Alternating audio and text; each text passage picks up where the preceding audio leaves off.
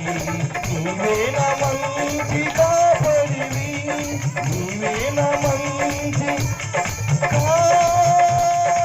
కాపరివి. Lord Jesus, నువ్వు మంచి కాపరివయ్యా, నువ్వు ప్రధాన కాపరివి తండ్రి. నిత్యం మమ్మల్ని పోషించు దేవుడు అయ్యా. నీ ప్రేమ ఎంత గొప్పదయ్యా.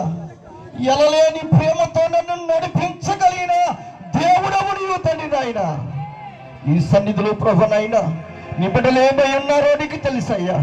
నీ స్థితిగతాన్ని మార్చడానికి ఈ రాత్రి నువ్వు ఇష్టపడుతున్నా